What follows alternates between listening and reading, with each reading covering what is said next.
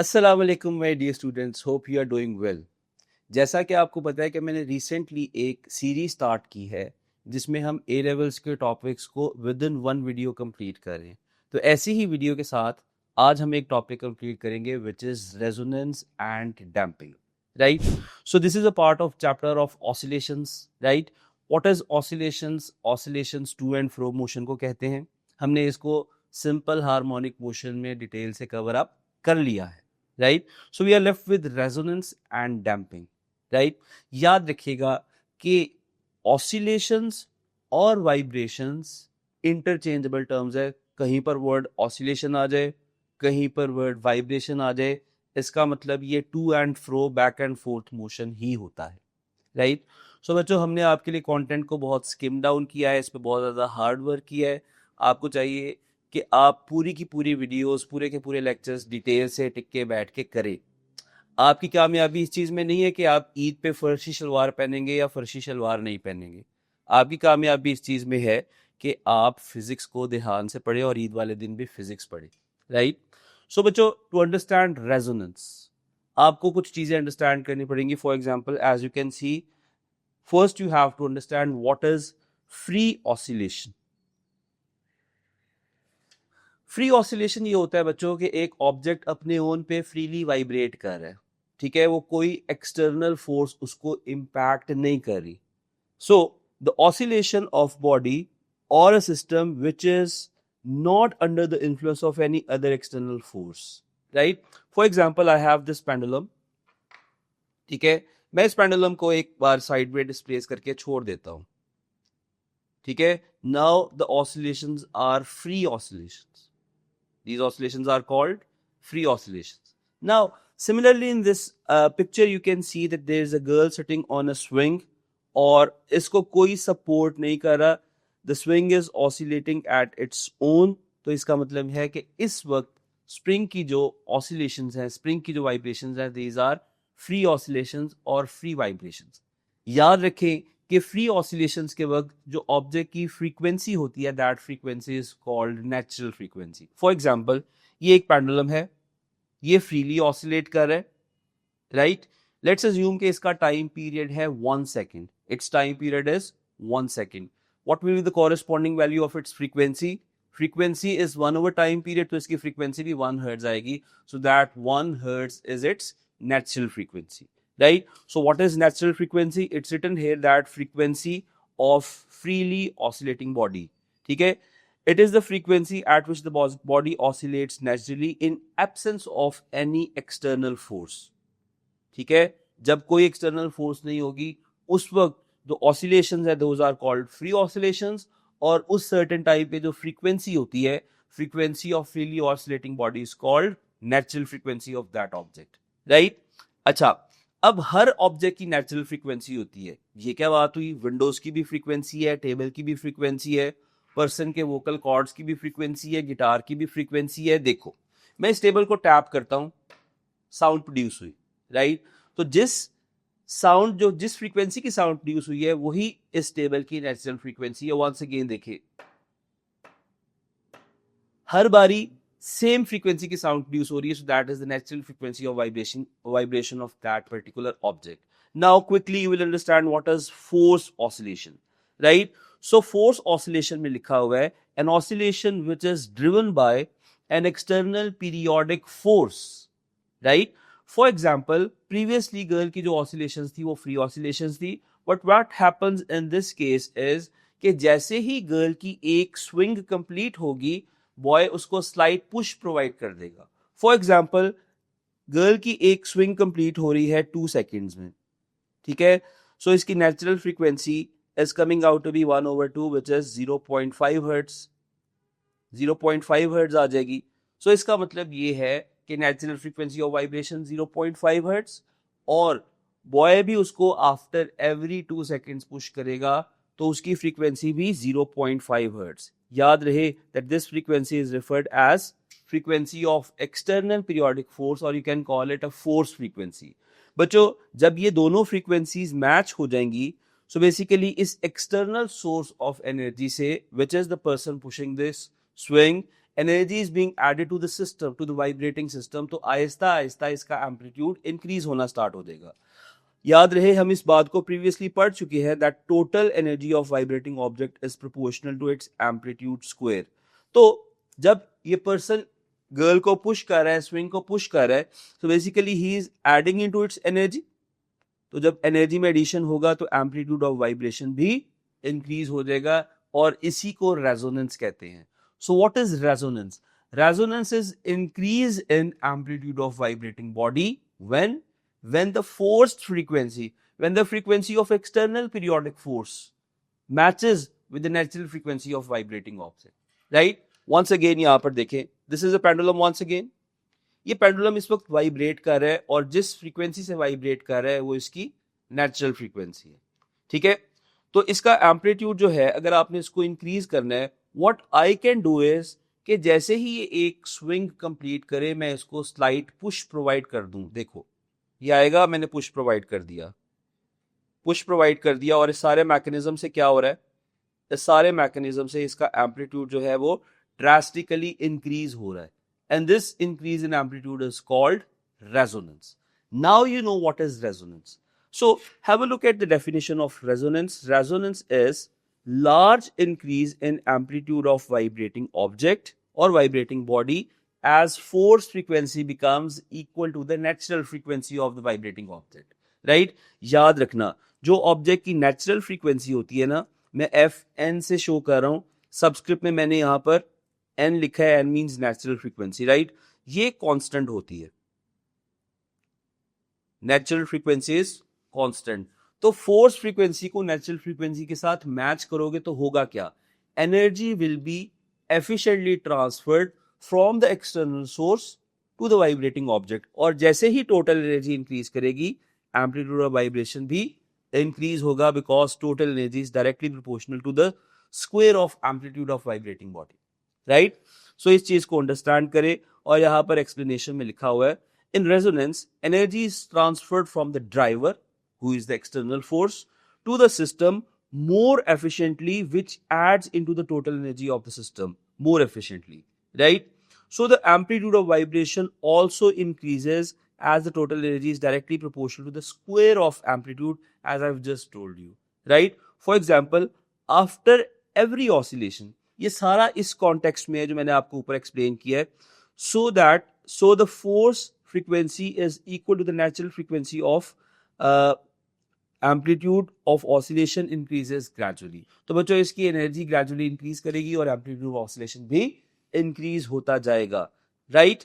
So this is a simple experiment to understand resonance, और आपको ये लिखने के लिए भी आ सकता है।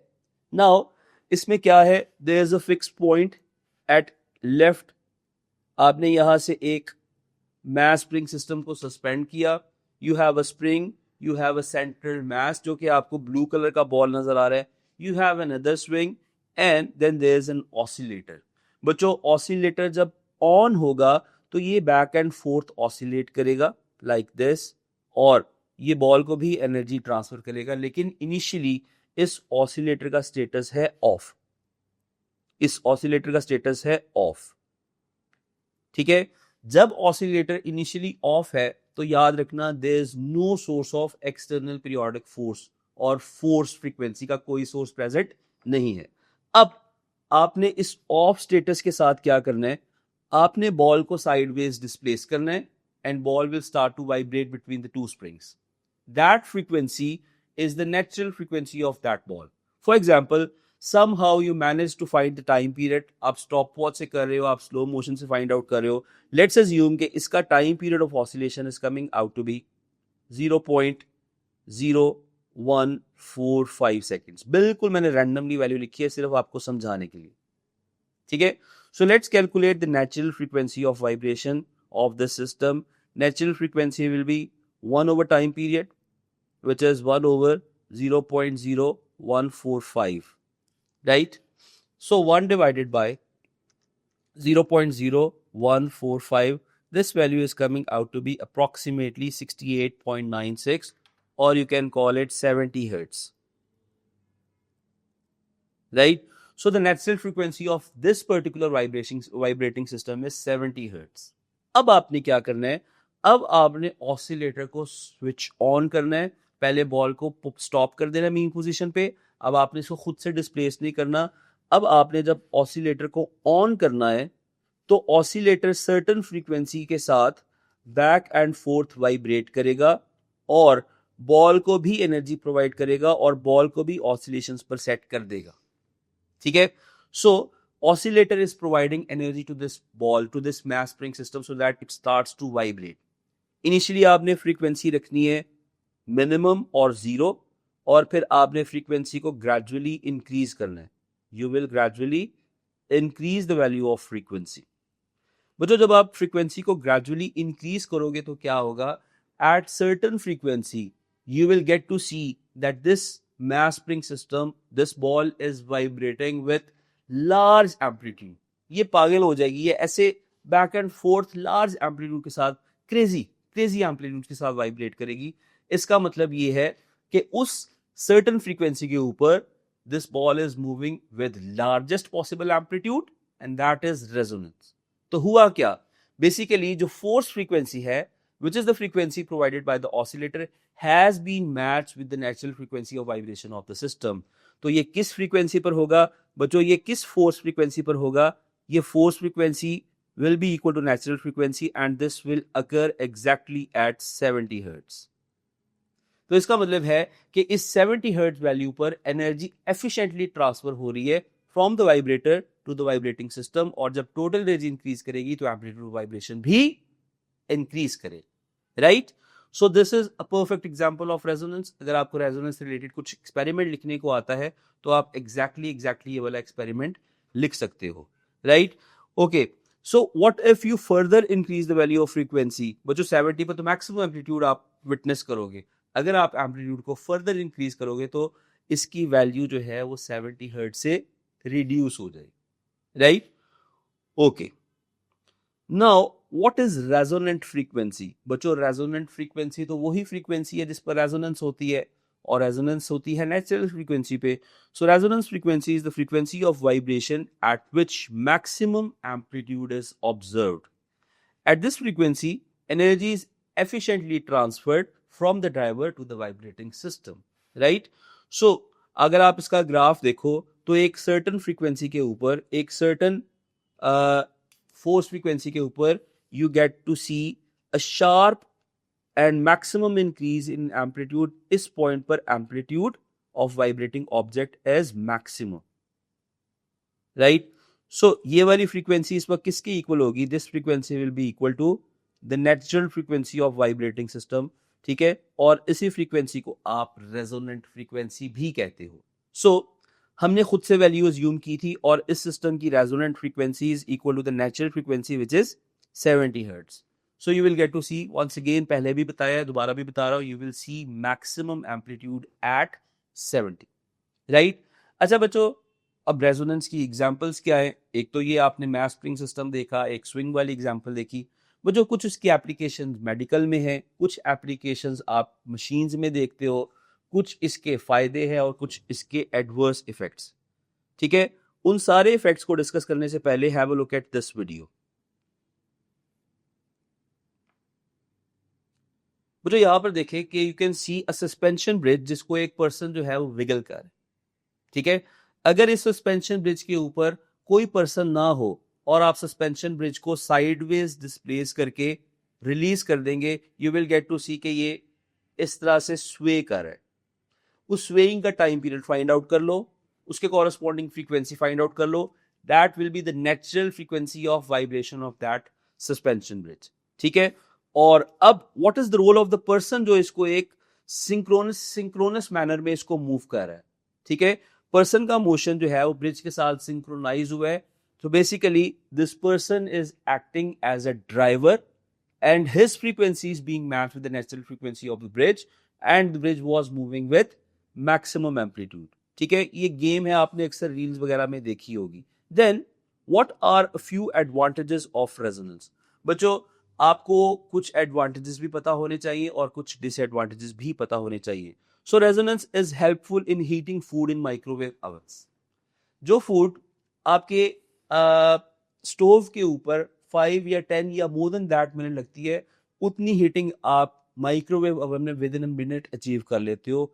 इतना क्विक प्रोसेस ऑफ हीटिंग कैसे होता है? So it's written here that frequency of microwave matches with the natural frequency of vibration of water molecules suspended in food.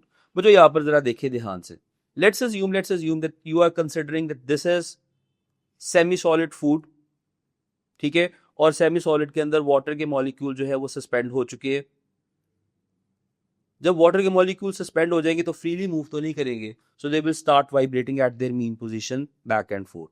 और जिस फ्रीक्वेंसी से ये मूव करते हैं that is the natural frequency of vibration of water molecules.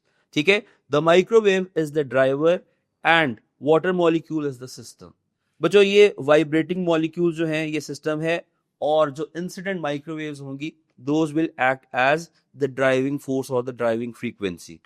The water molecules absorb the energy of microwave radiations and vibrate with larger amplitude. As water molecules resonate, their kinetic energy and temperature increases, so the food heats up. बच्चों होता ये है कि जिस frequency से ये water molecules vibrate कर रहे हैं, this is the natural frequency, और इंसिडेंट माइक्रोवेव्स की जो फ्रीक्वेंसी होती है विच इज फोर्स फ्रीक्वेंसी, इसको इस तरह से सेट कर दिया गया है माइक्रोवेव ओवन में कि this is exactly equal to the natural frequency of vibration of these water molecules. ठीक है, so this frequency set the water molecules at large amplitudes. ठीक है, जब इनका एम्पलीट्यूड इंक्रीज होगा तो इनकी एनर्जी भी इंक्रीज होगी, और जब एनर्जी इंक्रीज होगी तो इनका एम्पलीट्यूड ऑफ वाइब्रेशन भी इंक्रीज हो जाएगा.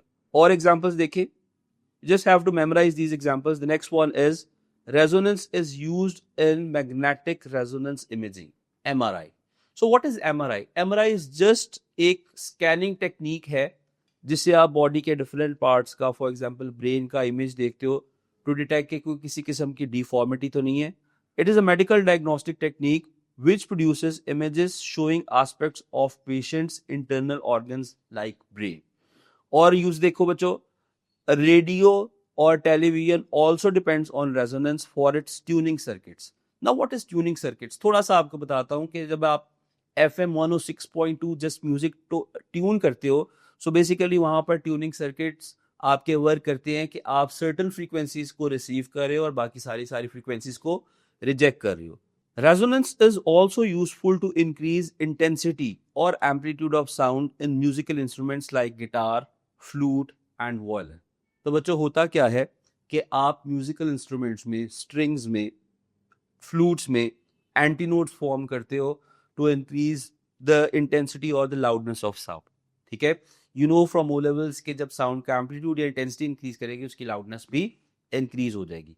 सो रेजोनेंस वो वाला प्रोसेस है, रेजोनेंस वो वाला फिनोमेना है जिसके थ्रू आप इसको अचीव करते हो, और म्यूजिकोलॉजी वाले इसको बड़ी अच्छी तरह से जानते हैं. थोड़ा सा आपको एक बैकग्राउंड बताता जाऊं कि आपने A1 में पढ़ा था antinodes are formed at opponents. तो बच्चों फ्लूट के एंटीनोड्स फॉर्म हो रहे हैं ओपोनेंट्स पे, इसका मतलब है antinode is a point of maximum displacement. तो इसका मतलब है कि रेजोनेंस हो रही है, because resonance is something related to that maximum displacement. Now come to the adverse effect of resonance. Resonance के नुकसान क्या है? So periodic winds may damage suspension bridges. So once again अगर विंड्स की फ्रीक्वेंसीज ब्रिजेस की swing की frequency से match हो जाती है तो ये ब्रिज को डैमेज कर सकती है. And that incident was reported in America at Tacoma Narrow bridge which was back in 1940. इससे रिलेटेड बहुत सी वीडियोस भी इंटरनेट पर पड़ी हैं, आप जाकर देख सकते हो. Similarly marching troops are asked to break their steps while crossing a suspension bridge. बच्चों जो ट्रूप्स होते हैं जब वो मार्च करते हैं लेफ्ट राइट, उससे एक रिदमिक पैटर्न प्रोड्यूस होता है, उससे सर्टेन फ्रीक्वेंसीज प्रोड्यूस होती हैं. अगर वो फ्रीक्वेंसी ब्रिज की नेचुरल फ्रीक्वेंसी से मैच कर जाए तो ब्रिज भी ब्रेक हो सकता है, बिकॉज ब्रिज जब स्वे करेगा तो फोर्सेस विथस्टैंड नहीं करेगा, ultimately it can break. Similarly seismic waves due to earthquake may damage building. During an earthquake, buildings oscillate. If the frequency of seismic wave is close to the natural frequency of oscillation of the building, resonance may cause severe damage to the buildings. Right? Similarly, glass windows may break, may damage due to resonance if the natural frequency of sound waves matches the frequency of sound waves. Right? So बच्चों जब matches the frequency of windows, you can do that correction. तो जब windows की frequency और sound की frequency match हो जाएगी, window panes will move with large amplitude and there is a chance कि वो break हो जाए और crack हो जाए. Right? Similarly, आपने देखा होगा कि जो ओपरा सिंगर्स हैं वो हाई नोट से एक ग्लास को शटर कर देते हैं, ग्लास को ब्रेक कर देते हैं. ये तभी होता है कि जब ग्लास की नेचुरल फ्रीक्वेंसी उस पर्टिकुलर साउंड की फ्रीक्वेंसी से एग्जैक्टली मैच हो जाए, रेजोनेंस हो जाए. राइट? सो रेजोनेंस का मतलब ओवरऑल मतलब ये है कि large increase in amplitude. Why? Because the force frequency becomes equal to the natural frequency of vibration of that object. Right? So resonance में क्या होता है कि सिस्टम की टोटल एनर्जी इंक्रीज होती है तो एम्पलीट्यूड भी इंक्रीज होता है. What will be its reverse effect? इसका रिवर्स इफेक्ट ये होगा कि somehow सिस्टम की एनर्जी रिड्यूस हो जाए, सिस्टम की एनर्जी रिड्यूस हो जाए और उसका एम्पलीट्यूड भी रिड्यूस होना स्टार्ट हो जाए. राइट? सो यहाँ पर मैंने एक और एग्जांपल लिखी हुई है, आप इसको पॉज करके पढ़ सकते हैं. This is example of resonance in a suspension bridge and this one is millennium bridge in UK. ठीक है? रिवर थेम्स के ऊपर एक पेडेस्ट्रियन ब्रिज है. मैंने इसको विटनेस भी किया हुआ है, मैंने यहाँ पर 2-3 बार विजिट भी किया हुआ है. तो आप जब फेरी में ट्रैवल करें तो इसके नीचे से गुजरते हैं, अदरवाइज आप इसके वॉक करके क्रॉस कर सकते हैं. ये रेजोनेट करता था और इसके मसले को कैसे एड्रेस किया गया? By installing dampers. ठीक है? और ये ब्रिज आज तक भी अपनी वर्किंग कंडीशन में है बिकॉज डैम्पर्स इंस्टॉल करके इसको ठीक कर दिया गया है. And that is our next topic which is damping. अच्छा बच्चों, I have just told you that total energy of system of vibrating system is proportional to its square of its amplitude. Right? तो जब energy increase हो रही थी तो amplitude भी increase हो रहा था. That was happening in resonance. Damping में क्या होगा? डैम्पिंग में समहाउ टोटल एनर्जी जो है वो रिड्यूस होगी और एम्पलीट्यूड ऑफ वाइब्रेशन भी रिड्यूस हो जाएगा. Right? So damping is decrease in total energy and hence amplitude of vibrating body due to friction or any other resistive force. Due to friction or any other resistive force. ठीक है? Okay, मैं आपको एक छोटी सी example बनाता हूं. Once again I have this pendulum. मैं इस पेंडुलम का एक लूप फॉर्म कर लेता हूं. मैं इस पेंडुलम का यहां पर एक लूप फॉर्म कर लेता हूं. ठीक है? This is pendulum. ठीक है? मैं इसको लार्ज एम्पलीट्यूड से रिलीज कर रहा हूं, ये देखिए. लेकिन इसका एम्पलीट्यूड जो है वो ग्रेजुअली रिड्यूस हो रहा है. Why? Because there is friction at my hands at the point of suspension and there is air resistance as well, जिसकी वजह से इसका एम्पलीट्यूड जो है वो ग्रेजुअली रिड्यूस हो रहा है. So this is called damping. Right? आपको डैम्पिंग की डेफिनेशंस को मेमोराइज करना है and then you have to remember 3 types of damping which is light damping, critical damping and heavy damping. Right? Okay, what is light damping? Light damping, in light damping, an oscillating object passes from mean position several times before coming to rest. ठीक है? For example, आप एक simple pendulum लो, आप उसको displace करो, rest पे आने से पहले वो काफी बारी अपनी मीन पोजीशन से पास करेगा. So a simple pendulum suspended in air is a perfect example of light damping. या ऐसा करो कि आप एक ग्लास बोल लो और इसके अंदर आप एक स्मॉल ग्लास बीड प्लेस करो और इसको रिलीज कर दो. ठीक है? ये मूव करेगा ऐसे ऐसे ऐसे ऐसे और रेस्ट पे आने से पहले अपनी मीन पोजीशन को सेवरल टाइम्स क्रॉस कर चुका होगा. ठीक है? सो ऐसी डैम्पिंग जिसमें ऑब्जेक्ट फौरन से रेस्ट पर नहीं आता, rather it passes from its mean position several times before coming to rest. Such type of damping is called light damping. देखें, in light damping you can see that time period is not changing और मैंने यहाँ पर एक note भी लिख दिया है that time period does not change during light damping. अगर time period शुरू में 2 seconds था, throughout time period is constant, but the maximum displacement is decreasing exponentially. अगर आप इस ग्राफ को देखो तो इसका एनवेलप जो है वो एक एक्सपोनेंशियल है. इसका मतलब है शुरू में एम्पलीट्यूड ज्यादा रिड्यूस होगा और बाद में एम्पलीट्यूड थोड़ा कम रिड्यूस होगा.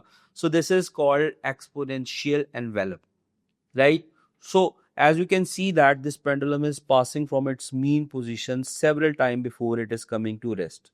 ठीक है, हो सकता है 10 ऑसिलेशंस, 15 ऑसिलेशंस या इवन 100 ऑसिलेशंस के बाद रेस्ट पर आए. अगर एम्पलीट्यूड थोड़ा बहुत रिड्यूस हो रहा है, that is called light damping. लेकिन अगर एम्पलीट्यूड रिड्यूस नहीं हो रहा, डैम्पिंग नहीं है, generally those oscillations are called free oscillations और अनडैम्प्ड ऑसिलेशंस. ठीक है, अगर आपके पास ये अनडैम्प्ड ऑसिलेशंस होती तो उसमें मैक्सिमम डिस्प्लेसमेंट या एम्पलीट्यूड रिड्यूस नहीं होना था. जो फर्स्ट ऑसिलेशन पे है, 100th ऑसिलेशन पर भी वही टाइम पीरियड होना था. राइट? अच्छा बच्चों, मैं आपकी चीजें थोड़ी सी सिंप्लीफाई करता हूं. Let's suppose you have this glass बोल, राइट? और ग्लास बोल में आपको पता है फ्रिक्शन बहुत कम होती है. आप एक मार्बल को, एक बीड को यहां से रिलीज करते हो और वो रेस्ट पर आएगा, लेकिन after several oscillations it will come to rest.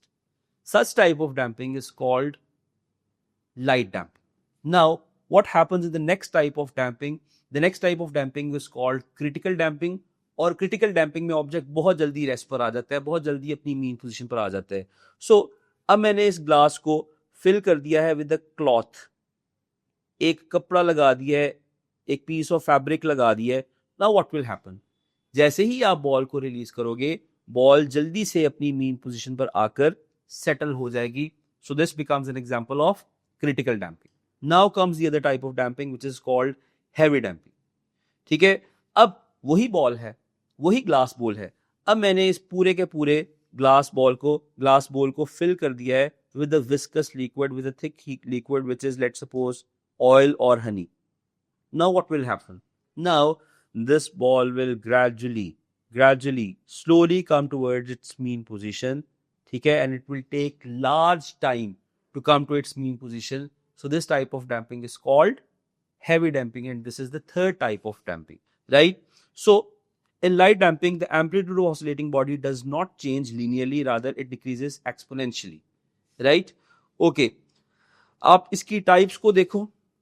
A simple pendulum suspended in air because इसका amplitude बहुत gradually reduce होगा. A swing oscillating in air, दोनों बारी एयर क्यों आ रहा है? Because we have to signify, we have to tell the effect of air resistance acting on it, right? Then you have a mass spring system.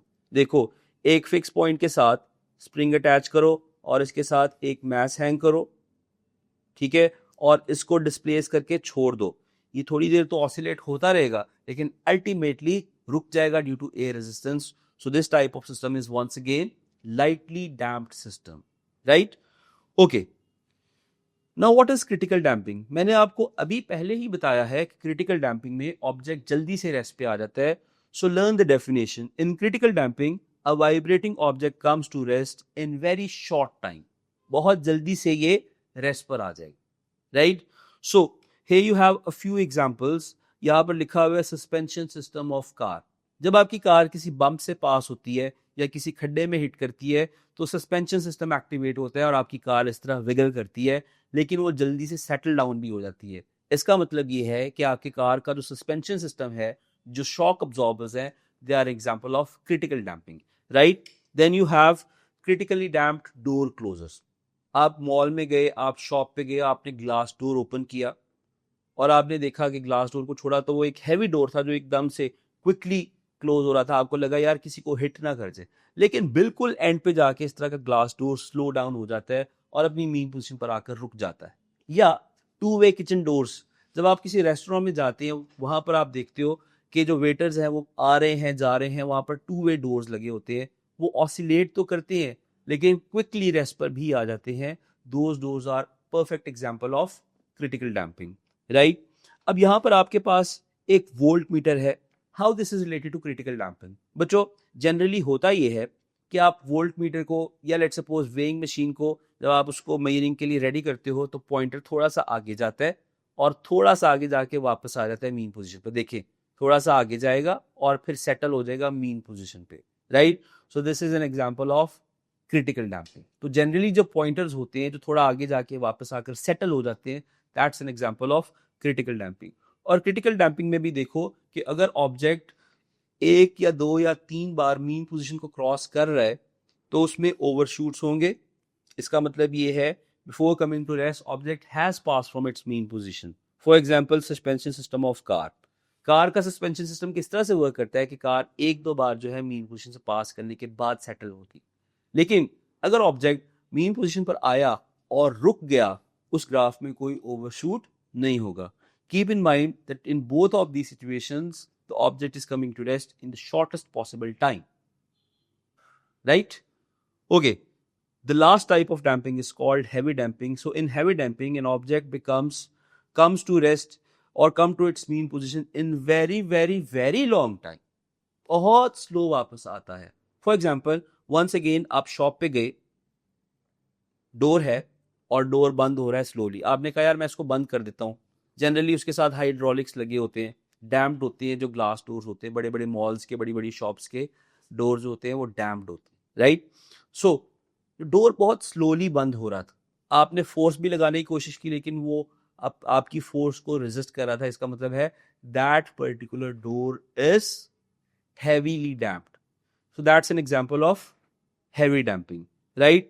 Further, अगर आप pendulum को एक heavy viscous liquid में suspend कर दो, वो भी अपनी मीन पोजीशन पे स्लोली आएगा. या जो आपको पहले एग्जांपल दी थी कि आप एक ग्लास पूल में बॉल को ड्रॉप करो, लेकिन कंटेनर के अंदर, बोल के अंदर इनिशियली ऑयल फिल कर दो, तो ग्रेजुअली बॉल अपनी मीन पोजीशन पे आएगी. These all are the examples of damping. So you have light damping, critical damping and heavy damping, right? So what are the effects of damping on resonance? जो हमने resonance curve पढ़ी थी बच्चों, जब oscillations undamped थी, जब कोई resistive force नहीं थी, at resonant frequency you witness this sharp peak. ये आपके पास peak आ रही थी, which signifies a large increase in amplitude of vibrating body, which is resonance. और जब आपने ऑब्जेक्ट को लाइटली डैम्प कर देना है, तो डेफिनेटली एम्पलीट्यूड थोड़ा सा तो कंट्रोल होगा ना. तो एक रेजोनेटिंग ऑब्जेक्ट को जब आप डैम्प करोगे, लाइट डैम्पिंग में क्या होगा बच्चों? लाइट डैम्पिंग में एम्पलीट्यूड ओवरऑल रिड्यूस हो जाएगा और आपकी पीक जो है समहाउ थोड़ी सी फ्लैट हो जाएगी. तो आपने ग्राफ ओवरऑल नीचे ड्रॉ करना है और पीक जो है उसको थोड़ा सा फ्लैट कर देना है. बिल्कुल शार्प पीक सिर्फ अनडैम्प्ड ऑसिलेशंस में आएगी. राइट? एंड व्हाट इफ अगर आप हैवी डैम्पिंग कर दो?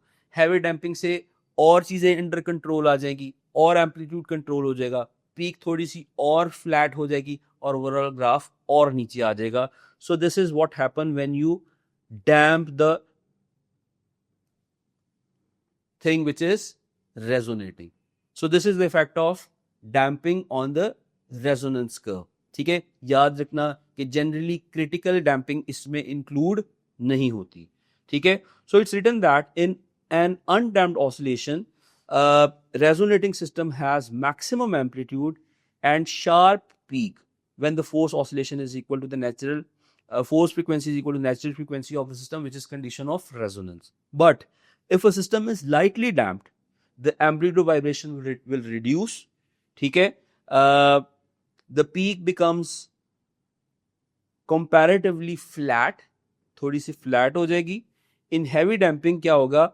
आपका एम्पलीट्यूड फर्दर रिड्यूस हो जाएगा और पीक थोड़ी सी और फ्लैट हो जाएगी. So this is all about resonance and damping. Now what you have to do is you have to do a lot of past papers and you have to subscribe Slate. अगर आप slate को subscribe करोगे तभी आपका grade आएगा. और history गवाह इस बात का कि जिस बच्चे ने कभी स्लेट को सब्सक्राइब नहीं किया उसका कभी भी ग्रेड नहीं आया. So you will not miss that opportunity. Stay tuned for the next video. Take care. अल्लाह हाफिज.